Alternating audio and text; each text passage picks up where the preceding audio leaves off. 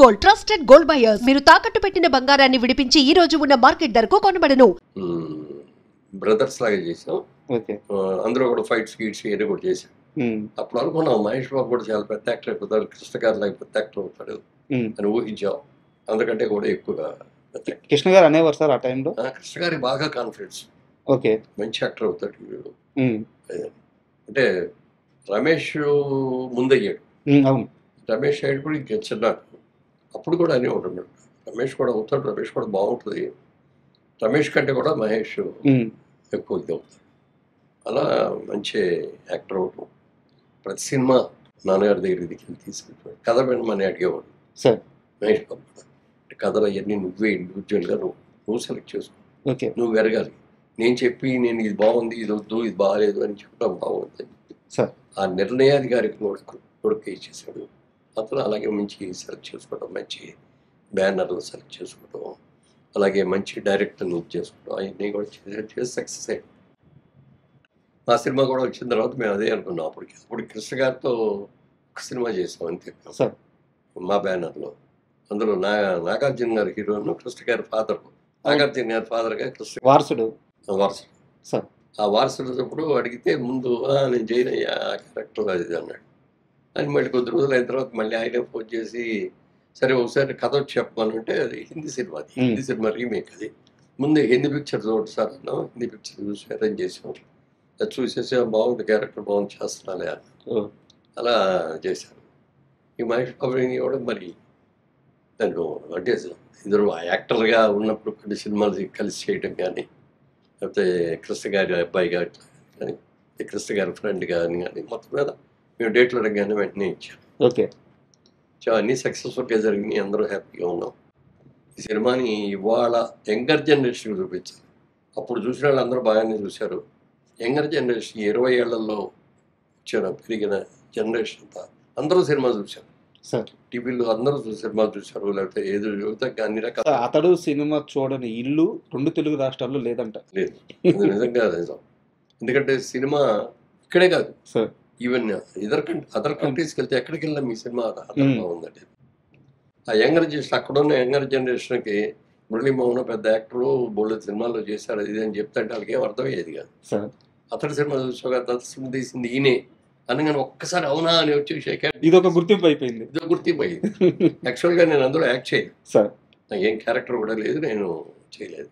అందుకని మా సినిమాల్లో తీసిన సినిమాల్లో నేను ఉండాలి కంపల్సరీగా, లేకపోతే నా వేషం బాగుంటేనే సబ్జెక్ట్ సెలెక్ట్ చేసుకోవాలనేది మేము ఎప్పుడు పెట్టుకోలేదు. సినిమా బాగుండాలి, సినిమా సక్సెస్ అవ్వాలి, అందులో క్యారెక్టర్ ఎలాంటిది అయినా సరే అలా చేసుకుంటూ వచ్చాను. మళ్ళీ అతడి సినిమా విషయానికి వస్తే సార్, అంటే మీకు ఒక బ్యూటీ చెప్తాను. బ్యూటీ అనే వర్డ్ ఎందుకు వాడానంటే, అంటే మహేష్ బాబు గారి ట్రస్ట్ ప్రస్తావన వచ్చింది కాబట్టి నేను కాస్త అతడు నుంచి కాస్త డివేట్ అయ్యి ఒక చిన్న క్వశ్చన్ అడుగుతున్నాను సార్. కృష్ణ గారిని మీరు చూశారు, చాలా సందర్భాల్లో ఇండస్ట్రీ మొత్తం ఉంటుంది, చాలా సందర్భాల్లో మీరే చెప్పారు ఇండస్ట్రీలో దేవుడు అంటే మనిషి ఎవరైనా ఉన్నారంటే కృష్ణ గారు అని చెప్పేసి. ఆయన కడుపును పుట్టిన బిడ్డ ఈరోజు 4000 మంది పిల్లలకి హార్ట్ ఆపరేషన్ చేయించారు, కొన్ని గ్రామాలను దత్తత తీసుకుంటున్నారు. అంటే ఒక మనిషి ఋషి అయితే ఎలా మారిపోతాడో అలాంటి మైండ్ సెట్తో ముందుకెళ్ళిపోతున్నారు. మీలాంటి పెద్దలందరూ ఎలాగో సపోర్ట్ చేయడానికి బ్యాక్ బోన్గా ఉంటూనే ఉన్నారు.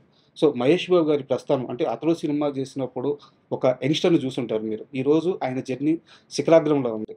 సో అలా ఆ మహేష్ బాబుని చూస్తుంటే మీకు ఏమనిపిస్తుంది సార్? యాక్చువల్గా కృష్ణ గారు నేను క్లాస్మేట్స్, మీరు కూడా ప్రస్తావించారు, మీ ఏలూరు కాలేజీలో క్లాస్మేట్స్. అప్పుడు ఇద్దరు కూడా కొంచెం అంటే కామ్గా క్వైట్గా ఉండేవాళ్ళందరినీ ముందు బెంచ్లో కూర్చోబెట్టి అల్లరి బెంచ్లో వెనక కూర్చో. ఓకే, ఆ విధంగా మీ ఇద్దరం పక్క పక్కన ఫస్ట్ బెంచ్లో కూర్చునేవాళ్ళం. మీ ఇద్దరు రాముడు బుద్ధిమంతుడు. ఇప్పుడు కూడా ఇద్దరు రాముడు బుద్ధిమంతుడు అంటాడు. ఇద్దరు కూడా ఓకే, అల్లరి చేయటం కానీ, గొడవలు చేయటం కానీ, ఏదో విజిల్స్ చేయటం కానీ, లేకపోతే అటెండెన్స్ అయిన తర్వాత మెల్లగా జారుకొని బయట పోవటం కానీ. ఓకే, ఎందుకంటే ఆ బ్యాచ్లు వేరు, అందుకని ఆ బ్యాచ్లు అందరూ వెనక కూర్చోబెట్టేవారు. ఓకే, అందుకని పర్ఫెక్ట్గా క్లాస్కి రావటం, క్లాస్లో కూర్చోవడం, చెప్పిన పాఠం పూర్తిగా వినటం, క్లాస్ అయ్యే వరకు కూడా వెళ్లకుండా బయటకి ఏదో యూరిన్ వెళ్తారండి అదేంటి ఇదండి అని మాటలు కూడా లేకుండా అవన్నీ కూడా పర్ఫెక్ట్గా చేసేవాళ్ళం అని చెప్పి అలాంటి వాళ్ళు ఒక 6-7 మందిని సెలెక్ట్ చేసుకొని మాకు ఇట్లా 2 వరుసలాగా ఉండేవి. ఒక వరుస బెంచ్లో మేము ఉండేవాళ్ళం, 9 ఇంకో వరుస బెంచ్లో ఇంకో 9. అట్లా చాలా పర్ఫెక్ట్గా చేసాం. అప్పుడు అనేవాడు అనమాట ఆయన, ఆయనకి మొదట్లో కూడా ఆయనకు కూడా సినిమాకి అవ్వాలని లేదు, సార్. సినిమా యాక్టర్ అవ్వాలనే ఆలోచన అది కూడా ఏం లేదు. ఇప్పుడు కంటే చాలా అందంగా ఉండేవాడు, ఓకే. చాలా అసలు ముట్టుకుంటే మార్చిపోతాడేమో అనేంత కలర్లో ఉండేవాడు. మంచి జుట్టు, ఎక్సలెంట్ జుట్టు, నొక్కుడు జుట్టు లాగా ఉండేది, సార్. అట్లా ఉండేవాడు. చాలా తక్కువ మాట్లాడేవాడు. ఒకసారి అక్కినేని నాగేశ్వరరావు గారు వచ్చారు అక్కడికి. నాగేశ్వరరావు గారు 60 సంవత్సరాల ఫంక్షన్ సార్. వజ్రోత్సవం చేశారు. ఆయన 60 సినిమాలు రిలీజ్ అయిన తర్వాత అది వచ్చినప్పుడు మా ఏలూరు కాలేజీలో గెస్ట్గా వచ్చాడు. ఓకే. అందరూ వెళ్ళి కూర్చున్నారు. అయిన తర్వాత ఆయన మాట్లాడేశారు, అందరూ సపాట్లు కొట్టాము. తర్వాత వెళ్ళిపోయేటప్పుడు ఎవరికి వాళ్ళే వెళ్ళిపోయి sir autograph, sir autograph, sir autograph, రకరకాలుగా ఆటోగ్రాఫ్లు చేశారు. ఓకే.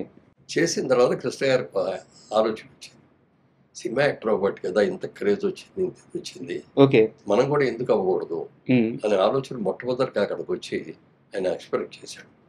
సినిమా యాక్టర్ అయితే బాగుంది, నాకు కూడా అవ్వాలని అని. ఇప్పటిగా నీ పర్సనాలిటీకి నీ అందరికీ డెఫినెట్గా మంచిగా ఇది అవుతుంది. ఆ టైంలోనే కొల్లేటి కాపురంని మన డైరెక్టర్ తిలక్ గారు, ఓకే. తిలక్ గారు ఎడిటర్, మంచి ఎడిటర్ అయినా ఎడిటర్గా డైరెక్టర్ కూడా అయ్యాడు. కొన్ని సినిమాలు చేశాడు, మంచి సినిమాలు చేశాడు. రైటర్ చాలా, రైటింగ్ కూడా చాలా బాగుంటాయి ఆయన పాత సినిమాల్లో. అవును, ఆయన చాలా మంచి సినిమాలు చేశాడు. ఉయ్యాల జంపాల అవన్నీ కూడా చాలా మంచి సినిమాలు చేశాడు. ఆయన ఒకసారి ఆ కొల్లేటి కాపురం రిలీజ్ సందర్భంగా ఏలూరు కాలేజీకి వచ్చాడు ఆయన కూడా. ఓకే. వచ్చినప్పుడు ఇది చూశాడు.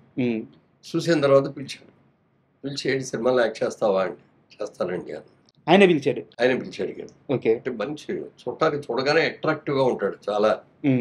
పిలిచి అడిగాడు, సినిమాలో ఇంట్రెస్ట్ ఉందంటే ఉందండి అన్నాడు. సరే అయితే ఇప్పుడు నా సినిమా అయిపోయింది, మళ్ళీ కొత్త సినిమా మొదలు పెట్టడానికి టైం పడుతుంది, నువ్వు ఇప్పుడు ఫైనల్ ఇయర్లో ఉన్నావు కదా, నువ్వు చదువు పూర్తి చేసుకొని నువ్వు నాకు ఫోన్ చేయని నెంబర్ అయ్యని ఇచ్చాడు. ఓకే. ఇచ్చే ఈయన తర్వాత చేశాడు, వచ్చేయమన్నాడు ఆయన.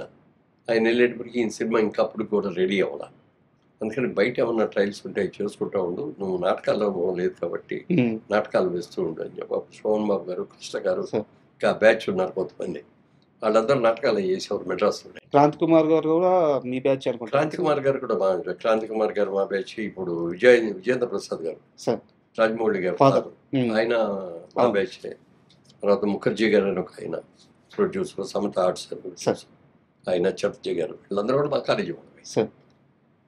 సరే అనుకున్నట్టుగా ముందు సక్సెస్ కాలేదు, యాక్టర్గా ఏమి విషయం రాలేదు.